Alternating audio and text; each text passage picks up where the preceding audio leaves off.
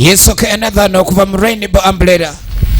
Tukuletedde neno filimu ate 2014 kintu tulina kuzikiriza okuva mu Alsalage Films ate nate kachitoba nga olaba kato kati tukuletedde endala yino wali okyaddeko maka nga bawo bakisa naye nga ebyokunywa byawo efilimu tulaba Kalango Media Arc Films nabo begasima kutusako filimu eno tukyalaba Kalango kayo kwate trade naye ate ebyenda byo tebyajiddwako kabuuyi eyachadde tukyalaba Kalango kati filimu gy'oboonoonya kiki oyinza okukola okuyamba ku mukwano gw'okuwasa omukazi filimu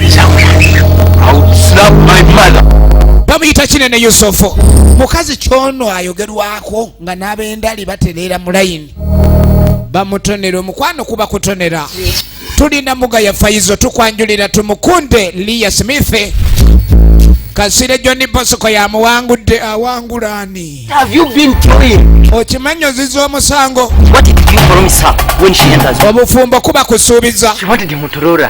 Mwanja Stephen Kabanana mu filimu yino bagita Bwanga The Evil Marriage ani ya mutwara tojja mutwara omuganira ngani movie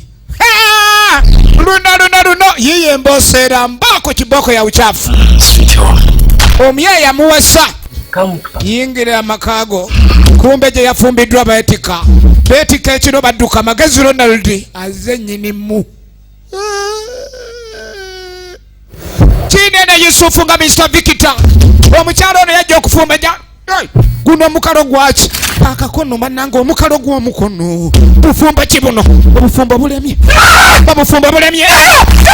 filimu yino bagiyita Bwanga gifune matundiro ga filimu Gwanga Gambia yagiwona Bwanga movie The Evil Marriage production Alsalage yayanira kopi yo wa makati